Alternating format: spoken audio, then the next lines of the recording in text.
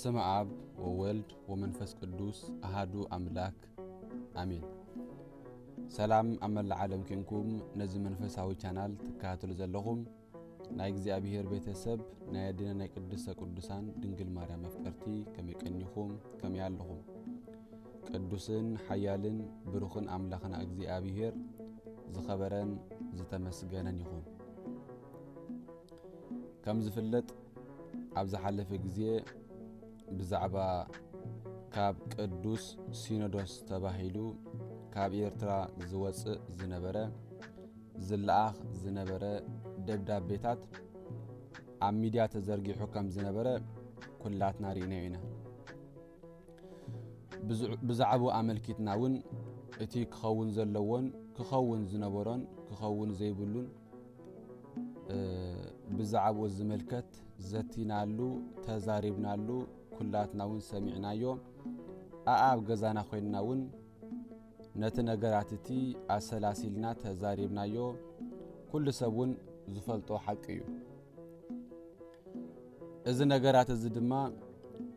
ንቤተ ክርስቲያንና ካብቲ ዝፈላልን ካብ ውድቀት ናብ ውድቀት ዝወስድን ንምእመናን ኣብ ክንዲ ሓድነት ምብትታን ዘምጽእ ነገራትን እዩ። ስለዚ ሎሚ ድማ መተሓሳሰቢ ቅዱስ ሲኖዶስ ተባሂሉ ካብ ኤርትራ ዝተላኣከ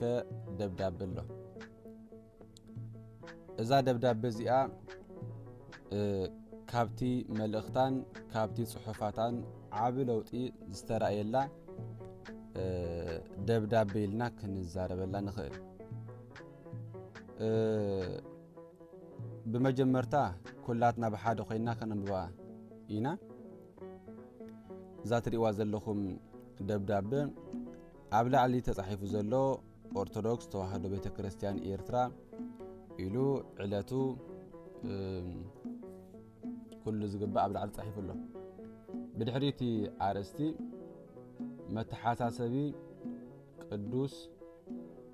ሲኖዶስ እዩ ዝብል። ወልድየ እቀብ ነገረ ዚአየ ወትእዛዘ ዚአየ ይባእ ሃቤከ ወደይ ንቃለይ ሓልዎ ንትእዛዘይ ውን ኣባኻ ዕቆሮ መጽሓፈ ምሳሌ ምዕራፍ 7 ቁጽሪ 1 ዘሎ። በስመ አብ ወወልድ ወመንፈስ ቅዱስ አሃዱ አምላክ አሜን። ካብቲ ኩሉ ጽሑፋት ቅድሚ ሕጂ ሲእና ዝነበርና ናይ ክርስትና መለለይ ዘይነበሮ ዝወፅእ ዝነበረ ደብዳቤታት በስመ አብ ወወልድ ወመንፈስ ቅዱስ አሃዱ አምላክ ዝብል ደብዳቤታት ብዘይ መንባሩ እዚ ከመይ ገይሩ ጳጳሳት ካብ ዘለዎ ሊቃውንት ካብ ዘለዎ ከመይ ኢሉ በስመ አብ ወወልድ ወመንፈስ ቅዱስ አሃዱ አምላክ ከይበሉ ደብዳቤ ክጽሕፉ ይኽእሉ ኢልና ብዝሓለፈ ተዛሪብናሉ። እግዚአብሔር ያቦም ሰሚዖምና ከዓ እዚኣ ከዓ መሊኦምላ ጽቡቕ ንሕና እውን ንደልዮም ናይ ቤተ ክርስቲያን ኩሉ ነገራት ስርዓቱ ተማልዩ ክኸይድ ስለ ዝኾነ በዚ ሕጉሳት ኢና ማለት እዩ። በስመ አብ ወወልድ ወመንፈስ ቅዱስ አሃዱ አምላክ አሜን። ኦርቶዶክስ ተዋህዶ ቤተ ክርስቲያን ኤርትራ ካብ ቅዱስ ሲኖዶስ ክሳዕ ተራ ካህን ኣመንትን ብዘሎ ሕጋዊ ምምሕዳራዊ መሳልል ንህዝባ ከም እተመሓድር ዝተፈልጠ እዩ። ኦርቶዶክሳዊ ተዋህዶ ቤተ ክርስቲያን ኤርትራ ካብ ቅዱስ ሲኖዶስ ክሳዕ ተራ ካህን ኣመንትን ብዘሎ ሕጋዊ ምሕዳራዊ መሳልል ንህዝባ ከም እተመሓድር ዝተፈልጠ እዩ። እሺ ኣብዚ ምምሕዳራዊ መስርሕ እዚ ከዓ ብቃልን ብጽሑፍን ዝወሃቡ ትምህርታት መምርሒታት ትእዛዛትን ውሳኔታትን ኣለዉ። በዚ ከዓ ኩሉ ምምሕዳራዊ ሕቶታትን መልስታትን ካብ ላዕሊ ናብ ታሕቲ ከምኡውን ካብ ታሕቲ ናብ ላዕሊ ይኸዱ። ብዙሕ ግዜ ክርአ ከም ዝጸንሐን እናሳዕረረ ይመጽእ ዘሎን ብዙሕ ሳዕቤናት ዘለዎ ተግባር ከዓ ምምሕዳራዊ መሳልሎም ሓልይዎም ካብ ናብ ክለኣኹን ክበጽሑን ዝግብኦም ደብዳቤታት ኣብ ማሕበራዊ መራኸቢታት ብምጥቃዕ ኣድላይ ንዘይኮነ ደጋፍን ተቃዋምን ሓሳባት ዘቃልዕ ተግባር እዩ። እንታይም ዝብሉና ዘለው እዚ ናይ ቤተ ክርስቲያን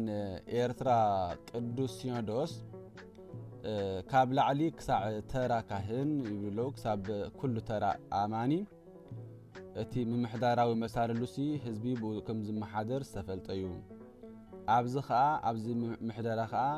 ብጽሑፍ ይኹን ብቃል ትምህርቲ መምርሒታት ኩሉ ዝወሃብ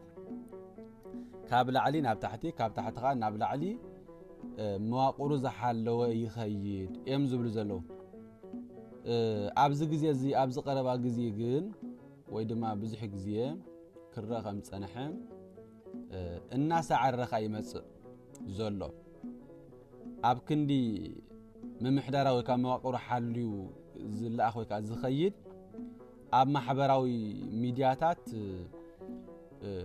ብምጥቁዑ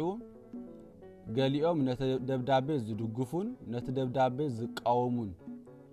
ሰባት ኣፍርዩ እዩ ባህልቲኦም። ካብዚ ዝኸፍአ ከዓ ነገራት ዘይማኣዝኖም ንምትሓዝን ንኻልእ ዕላማታት ዝጥቀሙሎም ብሃይማኖትን ምሕደራን ንዘይመስሉና ሰባት ኣፍ ደገ ክፍኣት ተግባር ኮይኑ ይሰርሕ ኣሎ። እወ እዚ ግን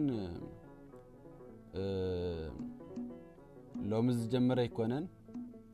ሓደ ካብቲ ርእሲ ዝኾነ ንብፁዕ ወቅዱስ ኣቡነ እንጦንዮስ ንዕኦም ካብ መንበሮም ምስ ኣለዩ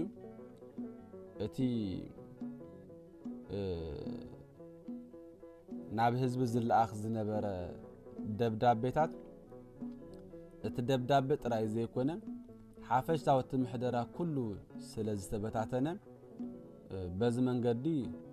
ንዕኡ ዝደግፍን ዝቃወምን ኣፍሪ እዩ። ዳሕራይ እቲ ዝለኣኽ ደብዳቤታት ሓደ ሰብ ዘይኣምነሉ እንተደኣ ኮይኑ ከዓ ከም ዝተባሂሉ ከምዚ ኮይኑ ኢሉ ክዝርግሕ ክኢሉ እዩ ማለት እዩ። ስለዚ በዚ መንገዲ እዚ ብዙሓት ብሃይማኖትን ብምሕደራን ዘይመስሉና ክልተ ነገራትን ብሃይማኖት ዘይመስለካ እንተኮይኑ ምሕደራ ክመስለካ ኣይክእልኒ። ኣብዚ ግን ብሃይማኖትን ምሕደራን ዘይመስሉና ብሃይማኖት ዘይመስሉና መናፍቃን ኣለዉ፣ ካልኦት ተኸተልቲ እስልምና ኣለዉ፣ ካልኦት ኣለዉ። ብምሕደራ ዘይመስሉና ከዓ ንሕና ከዓ በቲ ንብፁዕ ወቅዱስ ኣቡነ እንጦንዮስ ነቲ ርእሲ ዝኾነ ነቲ ካብ ሃዋርያት ዝመፀ መንበር ንዑ ኣሊኻ ባዕልኻ ትስቀል ተዳ ኮይንካ ኣይንቕበልን ንብል ሰባት ከዓ ስለ ዘለና ብሃይማኖትን ምሕደራን ንዘይመስሉና ሰባት ኣፍ ደገ ክፍኣት ተግባር ኮይኑ ይሰርሕ ኣሎ እዮም ዝብሉ ዘለዉ። እዚ ከዓ ንቤተ ክርስቲያን ጽቡቕ ስእሊ ዘይህብን ንኻልእ ሓደጋ ዘቃልዕን ከም ዝኾነ ግሁድ እዩ። እወ ቤተ ክርስቲያን ኣብ ጽቡቕ የላን እዚ ክሕሰበሉ ዘለዎ እዩ። እዚ ከዓ ቤተ ክርስቲያን ከምቲ ክትኮነ ዝግባእ ብስርዓታዊ ብመንፈሳዊ ነገር ዘይኮነት ካልእ ኣካል ኣብ ቤተ ክርስቲያን ኣትዩ ከምዚ ግበሩ፣ ከምዚ ምረፁ፣ ከምዚ ስርሑ ዝብል ኣካል ስለ ዝመፀ በዚ መንገዲ እዚ ከዓ ቤተ ክርስቲያን ንሓደጋ ከም ዝተቃልዐት ዓለም ብዓለሙ ዝፈልጦ እዩ። እዚ ከዓ ወላ ካብ ደብዳቤ ክንሓብኦ እኳ እንተፈተና ኣብቲ መሬት ዘሎ ካብቲ ሓቂ ግን ካብ ልቢ ወዲ ሰብ ግን ክርሕቕ ኣይክእልኒ እሞ ደብዳቤ ካብ ምሕባእ እቲ ክፍኣት ይኹን እቲ ቅንዕና ዘይብሉ ተግባራት ንሱ እንተዝርሕቕ እሞ እቲ ቅንዕና ንሱ እንተዝመልእ እቲ ሓቂ ከዓ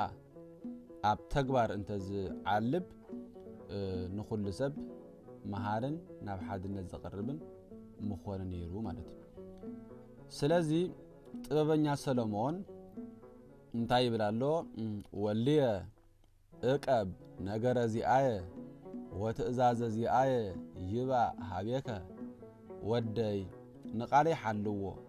نتأزازيون أباخا عقره مصحف المثالي معرف شوعته قطر حدا كم زبلو أبزخونا يخون ممحداراوي مسال الحليو زلاخ دبدابة بقب تتحيزو أب قبرك وعل يقب أدا أمبر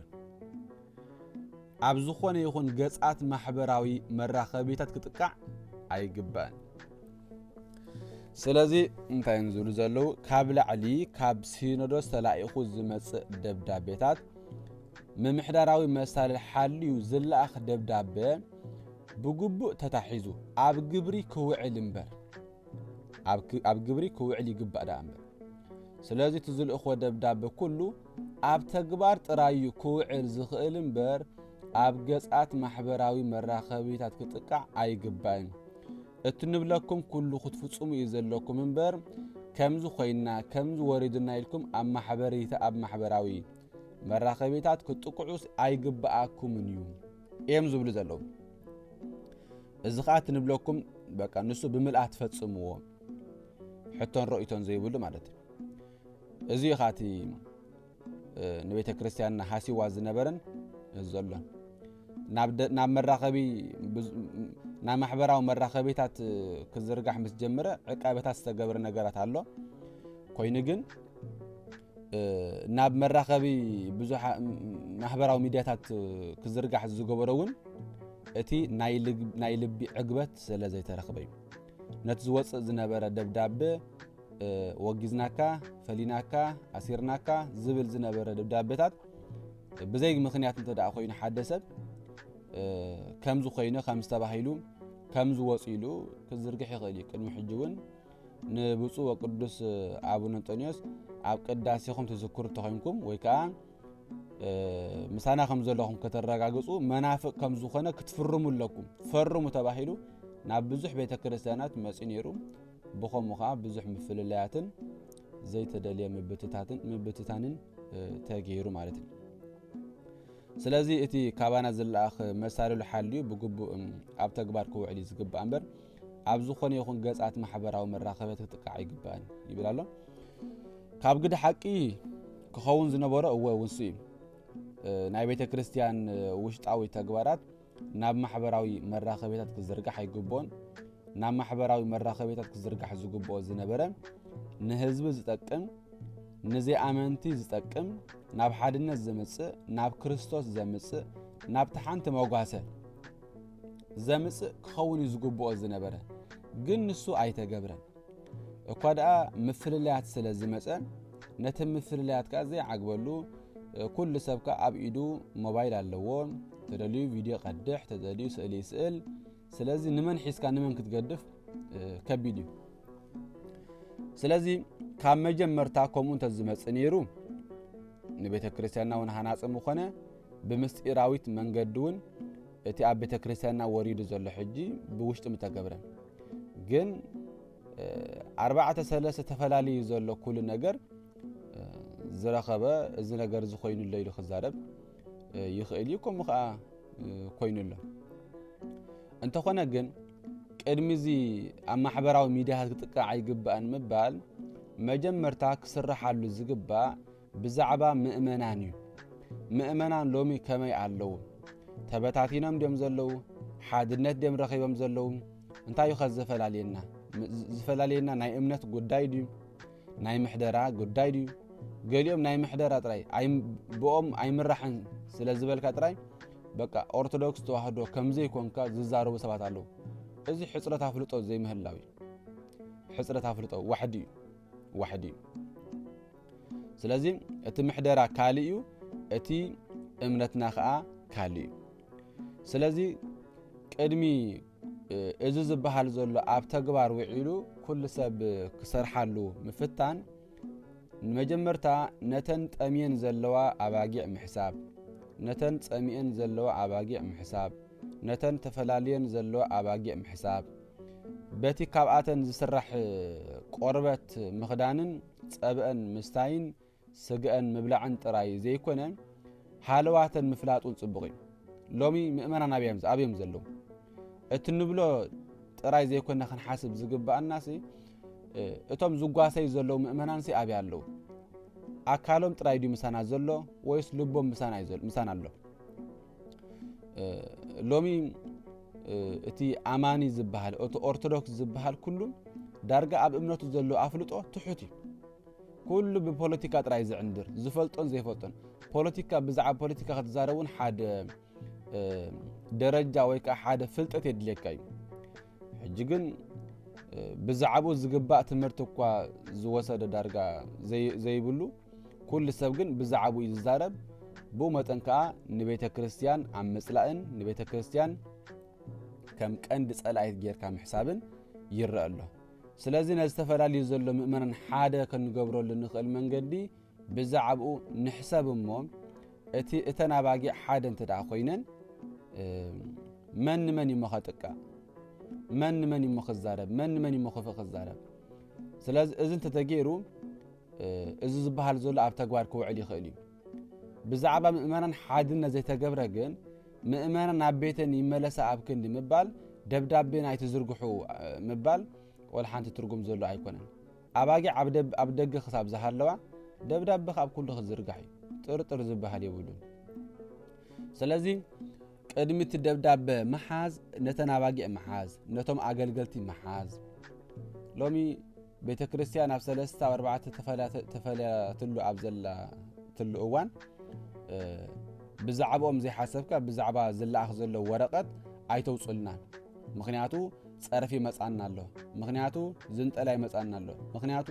ከምዚ መጻና ኣሎ ኢልካ ክብሪ ርእስኻ ምሕላው ትርጉም ዘሎ ኣይኮነን እቲ ጓሳ ክኸውን ዘለዎ ነተናባጊዕ ኣብ ኣፍተኻሉ ከይወድቃ ከኣፍተኻሉ መንጢሉ ዘውፅእ ጥርጣሬታትን ዝምልስ ትምህርቲ ወንጌል ዘስፍሕ ንምእመናን ሕቶታቶም ዝምልስ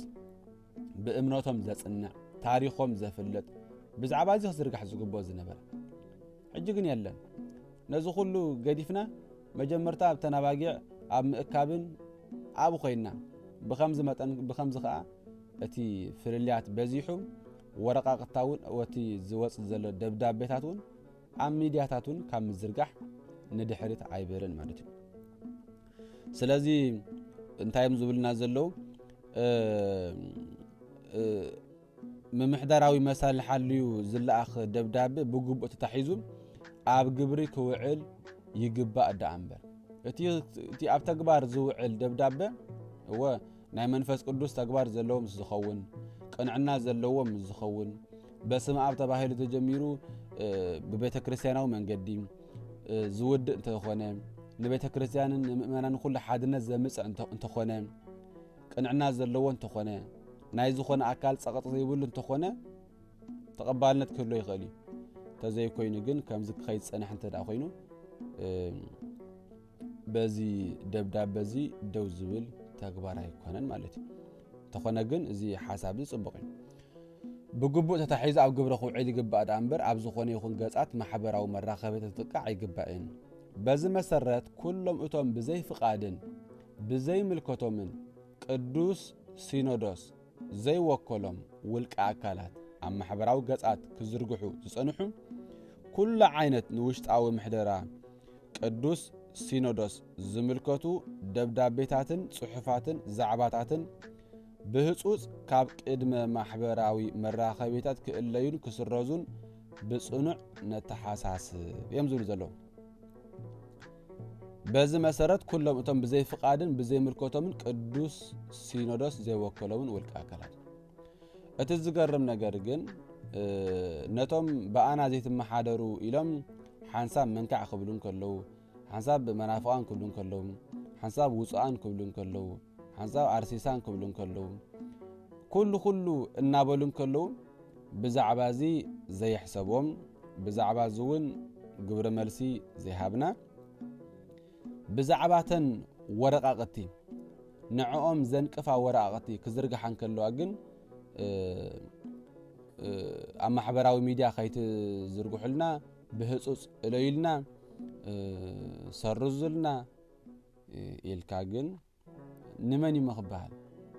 ቅድሚ ሕጂ ተዘርግሐ ቪድዮታት ኣሎ ኣብ ኩሉ ሚድያ ንመን ተዛሪብካስ ንመን ክእል ኣብ ሚድያ ሓንሳ እንተዳ ወፅዩ ክኸይድ ክእል ኣይክእልኒ ምክንያቱ ኣብ ዩቲዩብ ዝርጋሓሎ ኣብ ፌስቡክ ዝርጋሓሎ ኣብ ኩሉ ዓይነት ሚድያታት ኣብ ቲክቶክ ዝርጋሓሎ ካብ መን ይምኽእል ተደብዳቤ መን እልዩ ክብሎ ብኸመይ ይኽእል ስለዚ ቅድሚ ምስ ወፀ ምሕሳብ ሓሲብካ ምውፃእ ጽቡቕ እዩ ምስ ዘርጋሕኻዮ ምለሱል ናብ ክንባል ኣቐዲምካ ቅድሚ ናብ ሚድያ ምውፁ ናብ ሓደ ውልቀ ሰብ ክኸይድ እንከሎ ክዝርጋሕ እንከሎ በቃ ናብ ሚድያ ከም ዝወፀ ጌርኩም ክትሓስቡ ኣለኩም ወረቐትሲ በየን ወፂሲ ክፍለጥ ስለ ዘይክእል ኣብ ሚድያታት ዘሎ ኩሉ እውን ሓደ ፌስቡክ ስሙ ከይገበረ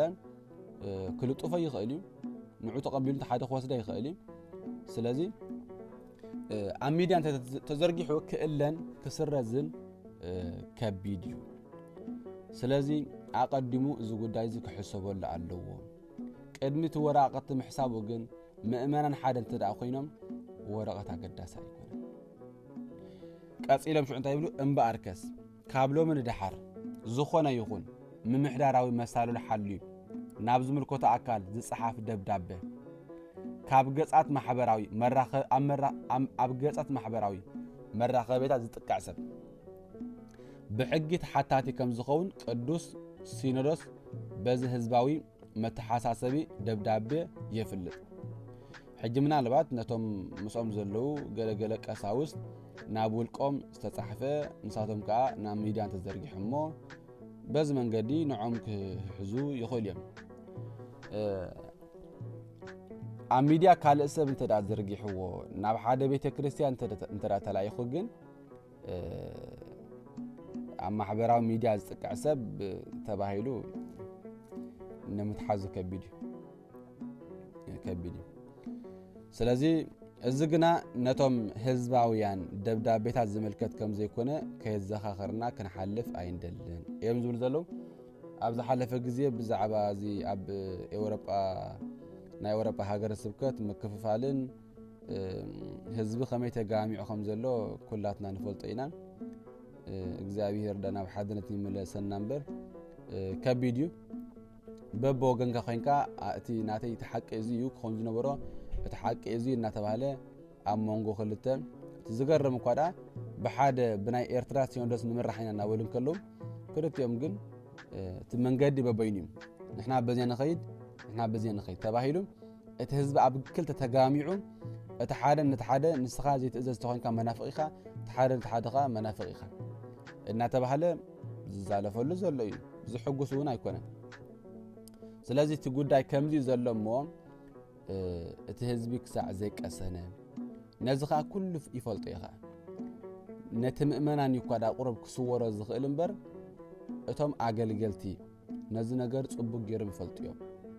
ቀሳውስት ጽቡቕ ጌሮም ይፈልጥዮም ዲያቆናት ጽቡቕ ጌሮም ይፈልጥዮም ባዕሎም ጳጳሳት እውን ጽቡቕ ጌሮም ይፈልጥዮም እቲ ክኸውን ዝነበሮን ክኸውን ዘለዎን ይፈልጥዮም ግን ከምዚኣ እንተኢልናስ ህዝቢ እንታይ ክብለና እዩ ከምዚኣ እንተኢልናስ ክለዓለና እዩ ተባሂሉ እቲ ጓሳ በተን ኣባጊዕ ስለ ዝፈርሕ እምበር ቤተ ክርስቲያንና ከም ዘላቶ ተባታቲና ነዊሕ ዓመታት ክትከይድ ዘይኮነስ ኣብ ሓፂር መዓልታት ምተቐየረ ነይሩ ምተኣሊ ነይሩ ሎሙን እግዚአብሔር ከምቲ ንቅዱስ ጴጥሮስ ዝበሎ እንሆ ኣባጊዕ ያብለ ንዓይ ተፍቅረኒ እንተኾይንካ ኣባጊዕ ይሓሉ ከም ዝበሎ እቶም ጓሶት እውን ብዛዕባና ግደ ክገብሩ ብዛዕባና ክሓስቡ ካብ ወረቐት ንላዕሊ ነቶም ናይ ስላሴ ቃል ኣብ ልብና ተጻሕፈ ምእመናን ብዛዕባና ክሓስቡ እግዚአብሔር መንፈስ ቅዱስ ይርዳአና ልዑል እግዚአብሔር ሃገርናን ማህደርናን ይባረኽ ኣብ ዝሓለፈ ግዜ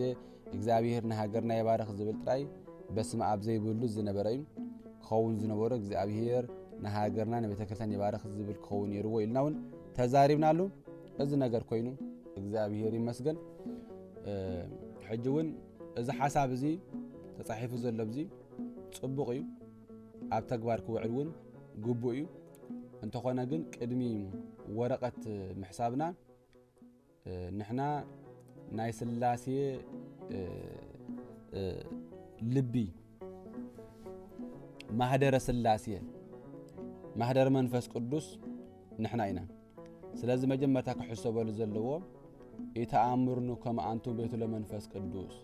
ንስኻትኩም ሲ محضر መንፈስ ቅዱስ ከም ዝኾንኩም ዳ ኣይትፈልጡን ኢኹም እያ ተባሂልና እሞ መጀመርታ ብዛዕባና እንተ ዝሕሰብ ብድሕሪኻ ብዛዕባ ወረቐት ተዝሕሰብ ሰናዩ ዝብል መልእኽቲ ዘለኒ